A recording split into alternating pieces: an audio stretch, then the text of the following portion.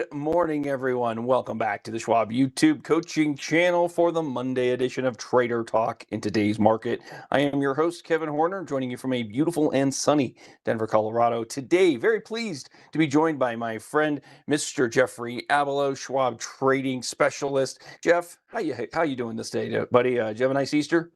I did. It was very lovely. I got to sit out in the back. I'm in Arizona today, and it was a little bit warmer, I think, than most early Aprils, but still not bad for Arizona for those of you who have been here around this time. But Kevin, I got to enjoy an old fashioned and a wonderful cigar yesterday. I was Oh, very pleased wow. with how I spent my afternoon. How about you? How was your weekend? A little bit less, a little more casual than that. Although an old fashioned sounds fantastic. Maybe not this early in the morning, but I'd love to have finished out my afternoon with one of those yesterday. No, it was a beautiful day in the Denver metro area. I hope all of you had a wonderful long Easter weekend. We had the market closed on Friday, of course, and so with that delay to the market reopening, obviously, plenty to get to for you all this morning. Today we're joined by Brent Moores in the chat there. Say hey to Brent. Get to comments and questions that Jeffrey and I are unable to, but we'll keep an eye on things for you there. Please feel free posting for the duration of our show. We're going to go about 45 minutes in total as we usually do. Please follow us on X, Brent Moores, CS, Kevin Horner, CS. The best place to find us when we are not offering you live classes here is going to be on the X platform. Try to post for you there throughout the week. Some notable charts and data points for you. Always appreciate a follow there. Let's get to our disclosures and then we'll jump into the charts. Please remember that everything we discuss for you today should be considered informational and educational only. We do not make recommendations and we do not endorse any specific approach to trading here in the marketplace. We will, however, utilize quite heavily technical analysis as we review the areas of the market with you. Please remember that technical analysis should be considered just one of your decision-making points. What we mean by that is do not make your decisions exclusively and only off what we get in the way of technical analysis. Now, if you are new to our Monday class here, we do run through an agenda that is top-down in nature. What that means is we're going to start broadly with our biggest indices. We work our way lower through industry groups into sectors, and then we round out our discussion with stocks in the news. We've got some notable ones this morning in the news on upgrades and such, and so we'll make sure to carve out a little time at the end for that. And so with that, Jeff, let's take a look at how we're starting off in the S&P. We had a good bounce to this point, Jeff, but I guess the question is, to what extent has our bounce taken us? Are we in line for continuation of our long-range uptrend, or maybe are we at a spot where perhaps a decision is going to be made by those traders? Yeah, really good questions, Kevin. One of the things that's on my mind as I look at this chart, why did we bounce at that level? What was it about that spot?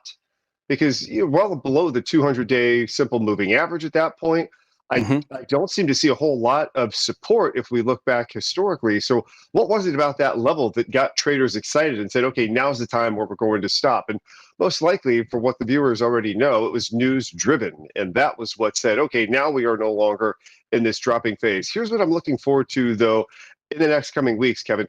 Notice that as we get closer to that 200 period simple moving average, both on Wednesday as well as now this morning, you've got almost like a doji, not quite a doji because you want more of a spinning top look to it, but you have these indecision candlesticks. To the viewers out there, what we're looking at here is you don't see this big jump like we had on Tuesday. You notice that big giant green candle. Okay, that's what you really would like to see as a trader if you're going into a new bullish phase.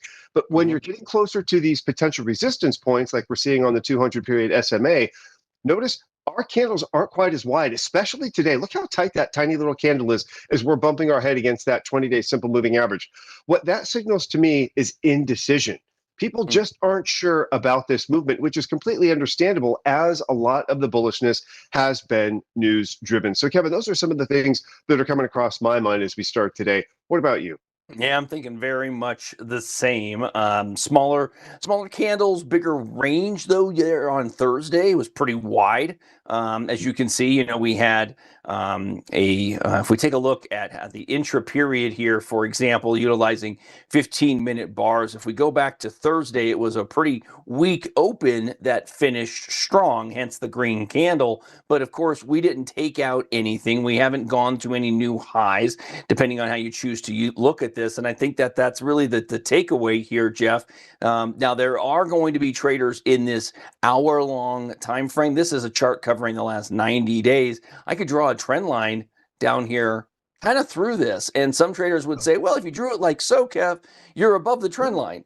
But you could also draw it like this and say that we're really at the trend line. But I think, Jeff, regardless of how you draw that, whether you like the action recently and say that we're over the trend line or not, the most important thing on this chart, Jeff, even though we've rallied, is that we've not made a higher high. And so even if you believe that the downtrend line has been broken, Jeff, the fact that we've not made a higher high tells you that we don't, as of yet, have a new uptrend. Yeah. So what do we do in this case? We do a little wait and see, don't we? Let's find out what the market tells us to do. We follow the trend. We do not try and say, hey, this is the house that the party's at. I'm just going to walk right in. No. Wait for some other cars to show up. Make sure they've gone in that home and you're like, okay, good. We've got the right address. Let's head inside. Some of the other things, too, that are capturing a little bit of attention, Kevin. Remember, everybody, it is earnings season. We are coming into some very news-motivated movements in the market. Now, you still have a lot of issues going on with Iran and the Strait of Hormuz. That could play out well past the earnings experience. So watch out for that, everybody. Just because a company has a great earnings does not mean that that is the news that beats all. That could be a news story that gets a lot of attention, sure, but that might not be what's driving the market. So be careful out there. Yeah, that's entirely true. Earnings is going to play a pretty healthy part in what goes on here, as will, Jeff, the getting back to some semblance of whatever we call normal these days. Eventually, when we get through the conflict, the initial reaction of the market's liable to be positive, Jeff, and yet it's probable that the impact of the conflict will carry much longer than the conflict itself. And so I think it's important that we recognize that, because the movement we're going to see in oil is initially probably going to be bearish on oil, but that doesn't mean that it's no longer, that oil won't stay elevated for an extended period, Jeff. Yeah, Kevin, one of the comments, actually a few folks are commenting on this. What are you thinking? Possible setup for an inverse head and shoulders on the S&P 500 right now. What are your thoughts? Well, if we're talking about the most recent action in here, basically looking at just what's gone on since we've broken down, I could kind of see that, of course, if we called the Thursday low our right shoulder, the low from back here our left shoulder. The concern, Jeff, doesn't really matter. The naming of the trend and the pattern is less relevant than the levels. I think if we make note of the fact that we've had no ability to trade with any closing values above this zone in here, this is an area, a band of resistance. We've got a tail where we tried to close above it, couldn't. We had an ugly one where we had this dragonfly situation here. Really nice morning, finished or over the 200-day, couldn't hold. Another day like that. And then here we're failing not at the 200, but at the 20-day. So there seems to be shorter term resistance here keeping us from it. Jeff, I don't care what you call it. It looks like that, sure. But the most important aspect is we need to close above that for it to actually be an inverted head and shoulders or to be bullish from here. I say that frequently. I don't really care much about the naming of it, because so many of the characteristics and details that traders need to know can just be taken from the form of price action here. We don't necessarily need to know that it's inverted head and shoulders or V-shaped bounce or what have you. What matters is the price level. Yeah, you're right. Yeah, the other thing too, for market technicians out there and those who've studied technical analysis, the head and shoulders and the reverse head and shoulders is a classic chart pattern.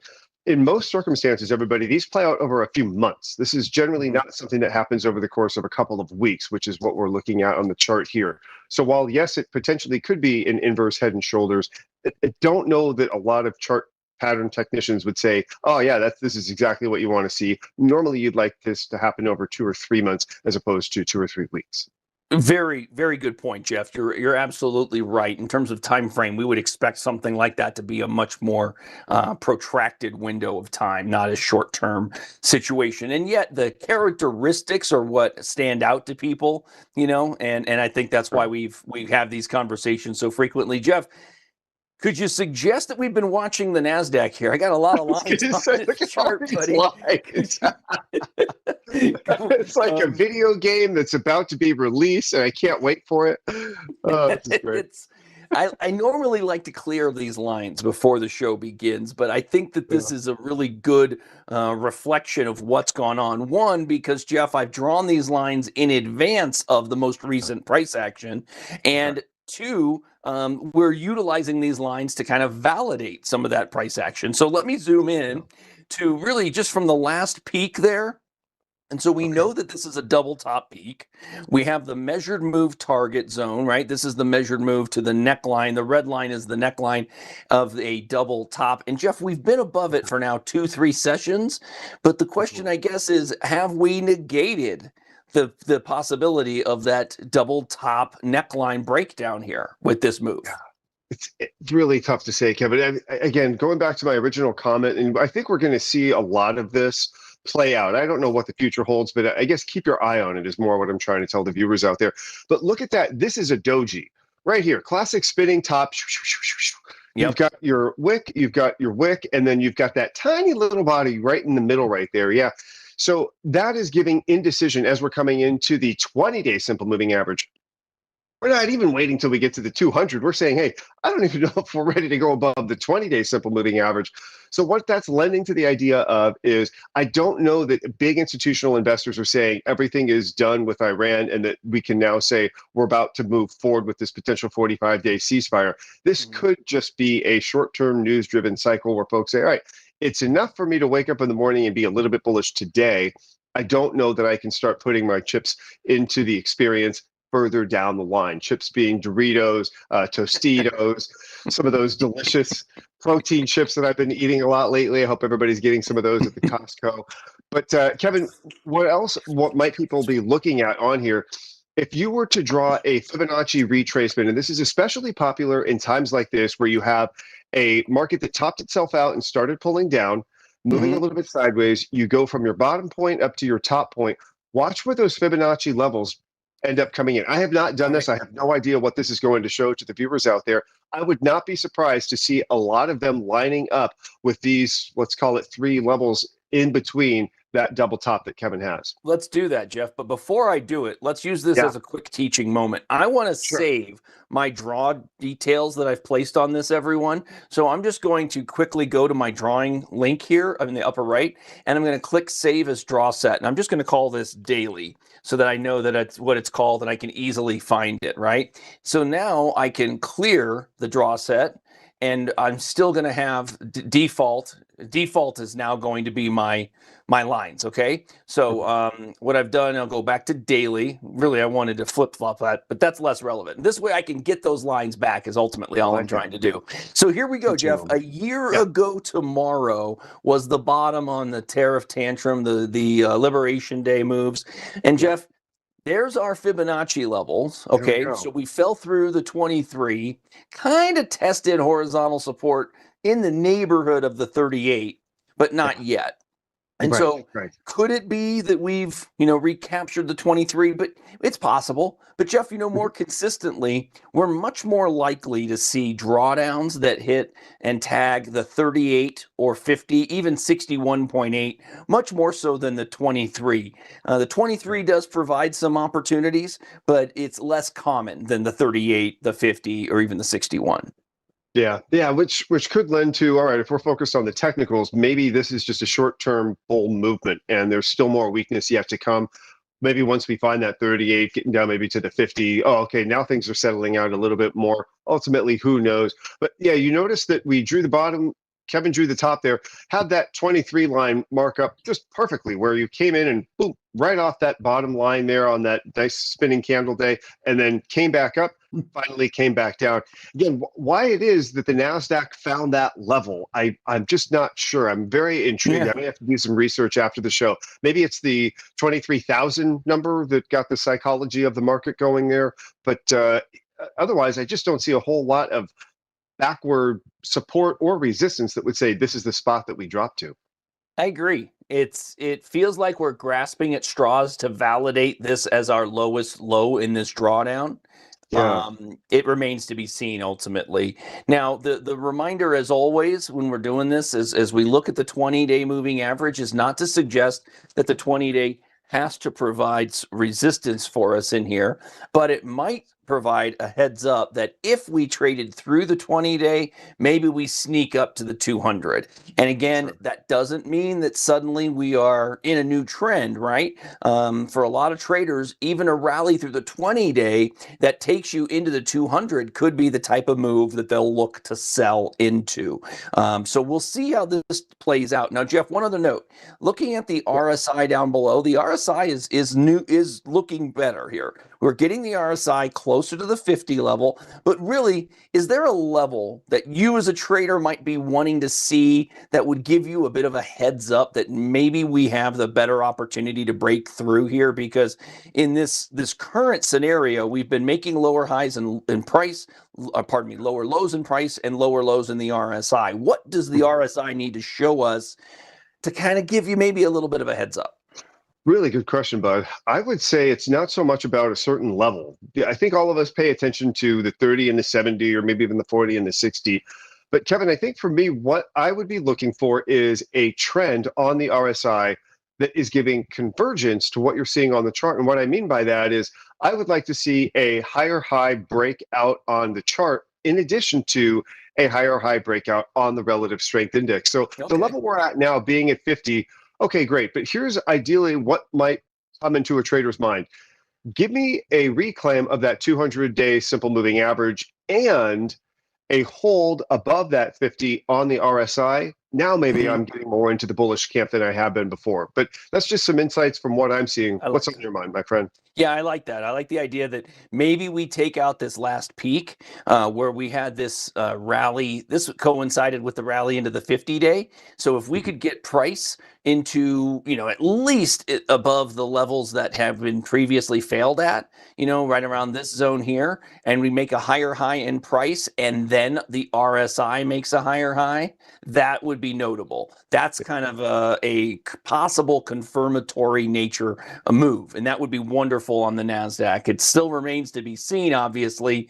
We do have a pretty clear downtrend, but the 20-day on the NASDAQ, because of the volatility associated with the space, Jeff, I think the 20-day has been more porous there, and I think that's one of the reasons we've seen the price action here move through the 20-day a couple of days at a time, but not through the 50. So I think we get some volatility. It's certainly possible we get some moves to the upside, and that's the real risk here, I think, that traders on the bull side need to be worried about, and is just to at least acknowledge that we can get some spikes, Jeff, that you may not expect because of that broad overhanging bearishness to the market.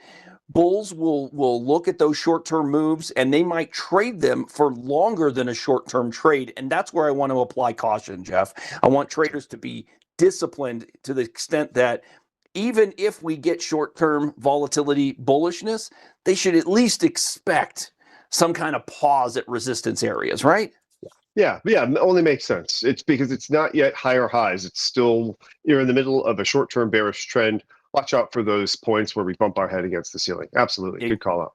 Exactly that. Yes. Now, Jeff, little bit of an improvement here in the small caps. A couple of things that stand out to me, but I'd love to hear your insights. When we're looking at the small caps, we found that 200-day here, and it seems like the biggest difference between the S&P and the NASDAQ versus the Russell is the Russell held the 200-day. The other big guys broke down below it. The small caps have maintained in a recently viewed market of potentially higher yields for longer. Yeah. Watch out, everybody. So notice that the Russell held that 200, like Kevin called out. Then we quickly reclaimed that 20. Little bit different. So these these candlestick patterns are bigger in nature than what we're seeing on the S&P and on the NASDAQ. You notice as we went past that 20-day simple moving average, that's a big green candle right there. A lot of conviction in that. Kevin, here's what I think some traders are going to be looking out for, though. We are now sandwiched between the 200 and the 50-period simple moving average. When this happens, historically, what you have is a movement between these two for a little bit of time, and then what you're going to watch out for, everybody, is a big break up and out or a break down and lower. Those moves, when that break up or breakdown happens, can be quite violent. So watch out for that. This is one of those make or break type of parts of the economy where you say, hey, either things are great and the small caps really start chugging along, or this is looking a lot worse than we thought. Everybody sell your small caps, get into the safe space of your bonds or your large caps. So that's something that I think is probably going to be on the minds of traders coming into maybe even the rest of the summer, Kevin. We'll see what ultimately happens on that 50 and 200, though. That's what's capturing my attention. What's on your mind? It's really different. It's notable. Now, today could be the signal day for some traders, Jeff. It is. If it closes like this, it's going to be day 3 above the 20-day. So some traders might look at that as confirmatory. 3 closes in a row over an area you deem to be resistance. Price levels have not been necessarily validated. It is notable, Jeff, that we've gotten into this ballpark of around 25.50 or so, and we have not moved through it. So heads up to that, because you've basically spent the better part of the last 4 weeks beneath that level. So a move through that would be a positive development. But ultimately, the long range trend has been maintained. Looks like a possible successful test of the 200-day. Also, we did have that extended low, and you'll notice that extended low resulted in a higher RSI. So we do have a bullish divergence with the RSI, which may just mean that the short-term low on the small caps could be in. That's possible. I still think there are plenty of headwinds associated with the small caps based on yield, based on inflation. We need to at least be aware of it. So more so than anything else, but decent zone of horizontal support in there, Jeff. And if nothing else, short-term bullish traders in small caps can set their risk potentially against that last low, choosing to lighten up if there were a new low in the small caps. That might be a process for consideration. Jeff, let's also, again, we're going to bring in yield, but Jeff, yields are up. So if yields are up, again, why is it that small caps are holding in so well? I'm struggling to figure that out, but that's what's happening. You and me both. You and me both. Yeah, yields are going higher. What is that saying? People are a little bit more concerned. So what are you going to have to do, or a little less concerned? So they're offering higher yields to get people into the safety aspect of bonds. This is one part of the market, Kevin, that's really had me stupefied over the last few weeks. You normally don't see this, where people say, "Okay, I'm gonna go to the safety of bonds," and then they leave the risk of equities. Here, you have folks just kind of leaving the risk experience altogether. But the weird thing is, they're not going into bonds. That's normally where the risk off trade goes to. So where exactly is that money falling? I don't know. It could be going into money market accounts. We might take a look at gold here in a little bit. But one way or the other, it is a little bit stupefying from my perspective to see the yields going higher, trying to induce people to get into the bond market as opposed to come away from it. Yeah. You've got the right term in my eyes. I like that word, stupefy. That's always a good one. That's always a good one. Jeff, while we're talking yields, let's also peek in on the US dollar. We'll use $DXY. I've been watching this because a breakout from here would also be headwinds on the broader markets, Jeff. Yeah. The US dollar, this goes to the international experience. For those viewers out there, you want to see a weaker dollar if you're looking to grow the US economy. Why? Because it makes our products and our goods and our services cheaper on an international level. Having it more expensive, while it's great if you're traveling internationally, cannot be great if you are going to be buying, let's say, you're in China, you're going to buy US stuff. You're in Brazil, you're going to buy US items. It makes it more expensive. That's putting a little bit more strain on your GDP numbers. But yeah, Kevin, you notice we're hitting that resistance up at the 100 level. Yep. Probably very psychologically driven. We've done this a number of times, but we got 1, 2, 3, 4, 5. maybe even 6 or 7 times just in the last year alone. So Mhm. what's going to happen here? This rising ascending wedge could signal either we break up, and quite violently if that happens, or we pedal out and say, oh, okay, all right, we'll come back to a new norm. I think this is probably going to be more news driven than anything. But what are you seeing, my friend? I think much of the same. Yeah. News driven, but it cannot be ignored because, again, higher highs in the dollar are going to be headwinds, particularly on our largest multinational companies, the ones that do business globally. Those are the ones you'll want to keep a closer eye on. And, the truth is, most of those, or many of those companies, the Mag 7s, for example, Jeff, have seen big drawdowns already. Yeah. You've seen a Oh, number yeah. of those well off of highs. Notably Microsoft well down from its 52-week and all-time levels. So, there's been already some pressure in some of those bigger companies, but a breakout here in the dollar would be notable and probably difficult for a lot of those companies because it would put a squeeze on margins initially. That's Yeah. something that is worth watching here, I think. Okay, Jeff, let's take a peek at the semiconductor. Semis have had a good bounce back. They've rallied back to a point of resistance in my rectangle up here. It's pretty notable, though. We're at the 50-day, and look at also that bearish behavior as it relates to the RSI. Once more, into that 50 to 55 zone, Jeff, in a bearish trend, that can be considered overbought conditions. So what we need to see is a price through the 50-day, and we're still failing at it at this moment, at least. Yeah. Again, going back to earlier comments, look at that little doji. Indecision, indecision, Yep. indecision. The market, the institutional investors, everybody saying, I just don't know. I just don't trust this. We had this happen a number of times. If you look back, a lot of spinning top, a lot of very small body candles historically as we're hitting this 50. Yeah. And each time it seems to have failed over the last few weeks. So we don't want to try to read the tea leaves and say, okay, it's happened a bunch of times before. This is a guarantee to happen for it. Absolutely not. Everybody got to be very careful about that. Just because you've seen it happen a number of times before does not mean that it has to continue to happen. That's not how the reality of the market works. So what are you looking out for? Not only are you wanting to see a break for the bulls out there, you're wanting to see a break above the 50. You want to get that Horner rule. Give it a few days of holding above that former resistance level. Make it your new support. So just because you see one day happen does not mean you start saying, okay, let's take all that cash I've been sitting on for this entire time and throw everything into the market because we've now gone past the 50 on the semis. In fact, that'd probably be not a great idea, Kevin. So what are you waiting to do? You're waiting to see a close, let's say 3 or 4 days above the 50, and then you maybe start getting a little bit more bullish. But that's just some insights from me. What do you think about it? Yeah, I tend to agree with you, of course. Know what it is that is confirmation for you. Maybe it's a day above the 50-day, maybe it's 2 days or 3 or more. Maybe you're not even paying attention to the daily chart and you're watching the weekly, and that's what matters to you. Cool. Just know what it is that you're going to rely on for confirmation. That'll give you a better comfort in placing your trades. And if that comfort isn't 100% there, remember 2 things. One, sometimes the best trade is no trade at all.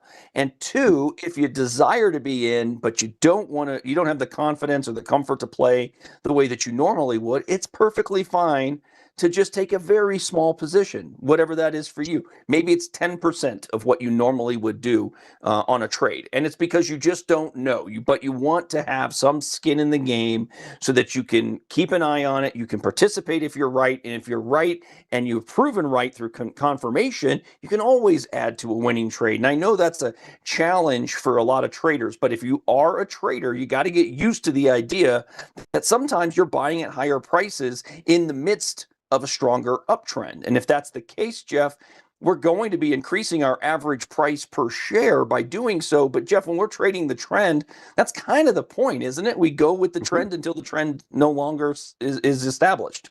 Yeah, in the words of my friend and former colleague Mark Idam, the trend is your friend until it bends. And my friends, that's when it ends. We are just trying to trade and find a trend, catch the wave and enjoy the ride. Yep, that's the idea. That's the idea. So semis here, a pretty important level.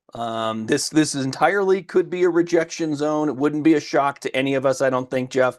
But ultimately, this is the ledge we probably need to get through to kind of suggest that there's more upside opportunity. The group itself has done pretty darn well, all things considered, but Yes. Again, from what we've gotten out of price action of late, it makes sense to force the market in the semis to actually make those higher highs to give you reasons to be in this on the long side, at least given the nature of where we reside. Because unfortunately, right here, if you're bearish, your risk reward favors the bearish trader at this level because the decision can be made on a close over the white line, for example, right? If you were bearish, you might change your view if we traded through the 50-day moving average. So your risk versus reward is a little inverted for the bulls here.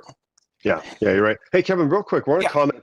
I love this. I'm looking in the comment section. One of our viewers noted, in dire need of buyback season. I could not agree more. For those of you who are not familiar, buyback is where a company says, hey, we have so much cash and we think our stock price is at a really good level because it's been reduced. We're going to start buying back our own shares. I could not agree more. I think if people start announcing during this earnings season that they are going to be doing more buybacks, especially on those Mag 7 companies that have really been beat up, that could spell very, very well going into the summer months. Now, if they say, well, we're not really wanting to deploy our cash right now, that could put the market on shakier ground, Kevin. So I think that's a very poignant call out by one of our viewers.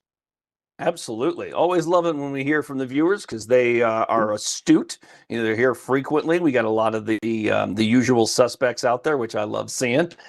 Jeff, let's do a look here at our sector action. I'm going to go to the Market Watch page, looking at our 11 sectors on a change basis today. We're led, by discretionary and communications there. But these are two groups that have struggled year to date. In fact, financials are in the green today. Those are the three of our worst performers on a year to date basis here. So we're going to need to keep an eye on this. But what might you be taking away from what you're getting in the way of sector action here today?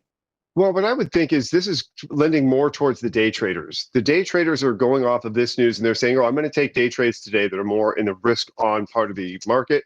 While overall, still over a swing trader or a long-term investment, this year-to-date change gives that same late-stage cycle mentality, meaning if we are in the ending part of a bull cycle, that's going to lend more towards the risk-off part of the market. The defensives talk about consumer staples, healthcare. You might even see some other areas coming into play. But what you want to watch out for, and this is a good divergent experience, everybody, is just because you have something in a very, very short-term basis, one day, that does not mean that now everybody is jumping into this risk back on trade of the consumer discretion, the communication services, the information technology.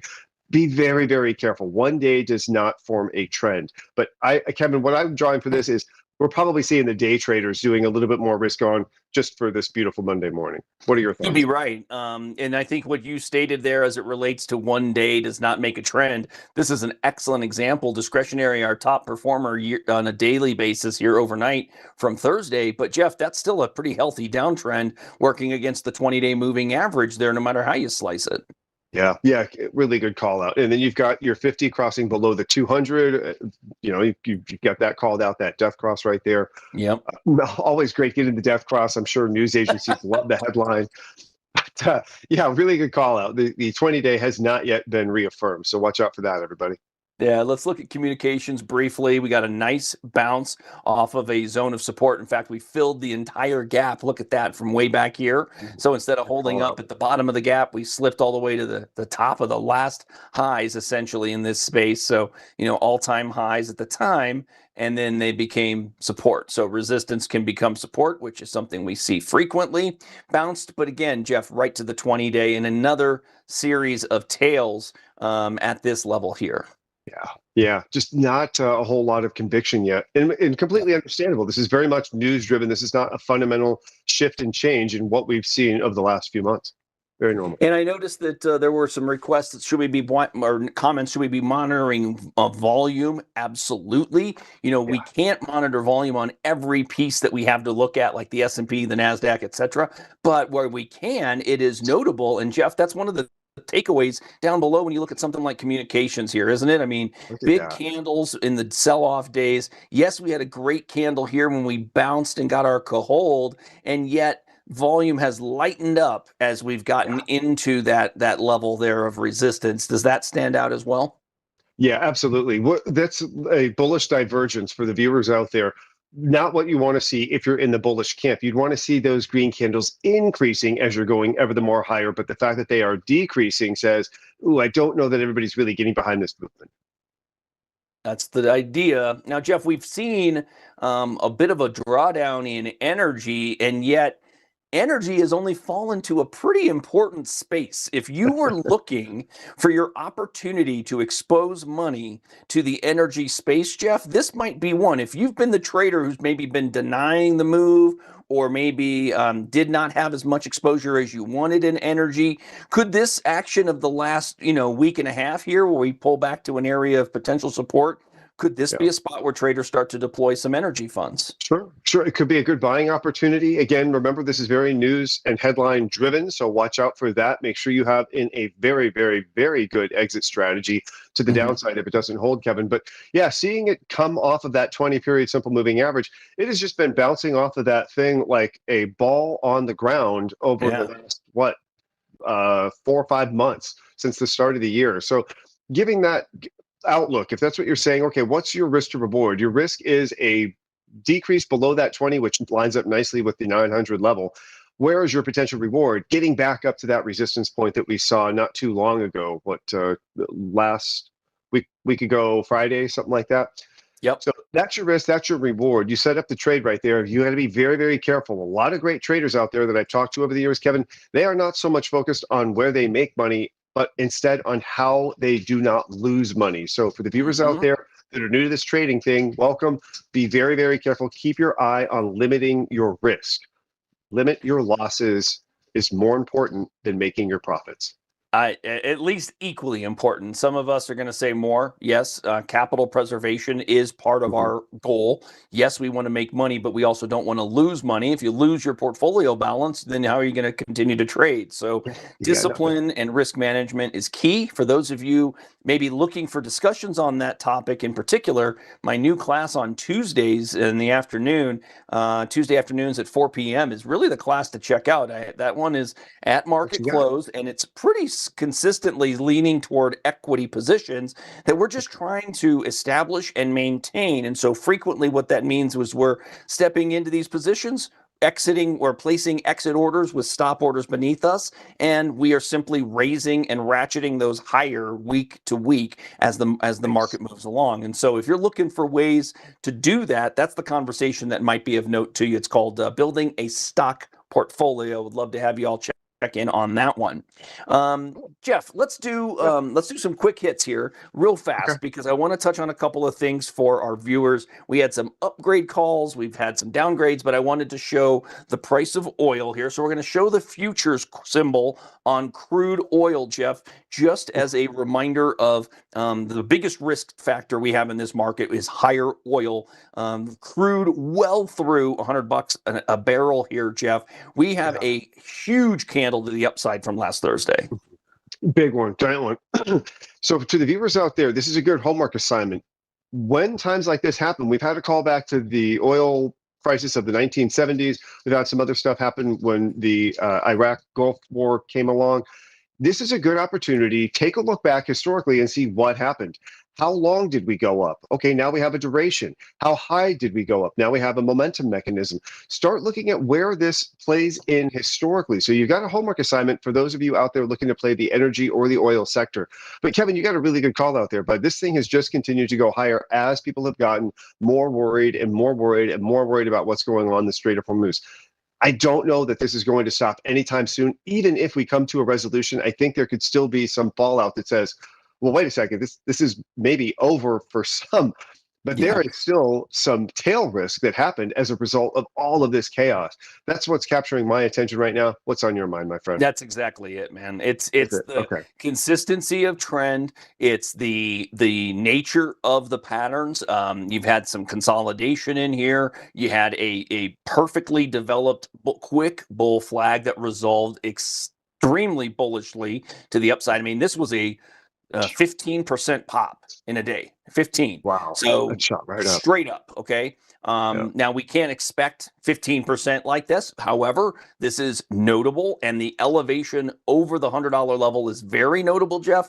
You'll see Yes. here where we had previously paused. So the fact that we paused at that ledge and pulled back and then broke it with a bull flag and then exploded to the upside really looks like not just a psychological level, but a level of support as well. So Yeah. keeping a close eye on $100 as it relates to oil, as that's going to be likely key for our broader markets. Okay, I wanted to hit on some upgrades and so forth. We've had some of those. So today, Netflix got an upgrade. Goldman Sachs upgrading Netflix to buy from neutral, target of 120 up from 100, offering, at least prior to the open, 26% upside from the current levels. But to me, Jeff, since they bowed out of that Warner Brothers Discovery deal, it's all about that level, right? I mean, the horizontal support here, the gap ledge was maintained on this pullback. It didn't even violate it on an intraday basis. It held it, and so now with this news, looks like we may have set a new level here. And I'll just draw a line right to the low, basically, of today. But that's kind of what it looks like to me. How about you? Yeah, same thing. I think this is very fundamentally driven off the start. You had Netflix just continuing to go lower and lower and lower as this Paramount thing dragged on. And then finally it hits the 75 level and everybody's like, okay, are they done now? Yes. Okay, good. Would not be surprised. And I see where Goldman Sachs is coming on this, blowing well past that 200-day simple moving average. I think it's more of a longer term mean reversion. If you were to look at like a weekly chart over the last 20 years or something, that may be where they're trying to find that level. But yeah, probably a very good thing for Netflix to have that behind them, and now they can focus on what they've been doing well over the last few years, as opposed to an acquisition, which can be quite difficult. Well, look at that. I mean, this was at one point the high, and then we had to get through it. And so maybe, I mean, it didn't even get thrown back to those levels. So, it's not to suggest that it's only higher from here, but it is a nicely improving chart. But it is kind of notable, isn't it? How this level was working so beautifully until it wasn't. A lot of traders would have chosen, Jeff, to take some off back here with the break of this 50-week moving average. That was the ledge, from 108, it took out took down to 75. So, I mean, it basically sold down 30% just from this breakdown, right? And if you wonder why traders move on from portions of their trades when support is broken, this is a good example of it. Yeah. Look at that. It's just week after week after week after week. That's why it's so important when you're looking at something, even if you're a swing trader looking to hold on to it for a few months, remember to look at your different time frames. There could be something happening on a weekly chart that you just aren't aware of, and you're saying, oh, look at this bull movement right here, I'm going to jump on in. Well, if you would have checked that weekly chart, you might have had some different insight. Entirely true. It's exactly why we say it so frequently, Jeff. You got to look at time frames beyond your own. Another upgrade today was in Tyson Foods. Tyson was upgraded at Piper Sandler. They upgraded to overweight from neutral. A new target is $75, up from 61. Again, these are never guarantees to be achieved, as we know, but this is the analyst viewpoint. And Jeff, this has been a nice move for the stock. In fact, on a year-to-date basis, Tyson's up 10.3%, and recently has kind of broken this brief drawdown. It kind of looks like a falling wedge to me, and a falling wedge that's broken bullishly is considered to be a bullish development. Yeah, makes sense. Well, you got this new high happening. You got that 66 level. If it can break past that, it could be a very good thing. Hopefully it goes up, then finds that support level, giving you some confirmation, and then you can continue moving forward. But really good call out, Kevin. All right, I think, and then there was a downgrade on one company that I wanted to bring in because it's made it to a number of lists of late, and that's Dow. Dow has been a vastly improving chart, Jeff, as you can see. This thing has made a bit of a pretty slick reversal, trading at 52-week highs just last week. But Bank of America downgraded to underperform from neutral, a target at 35 up from 31. They're downgrading petrochemical stocks following strong year-to-date performance.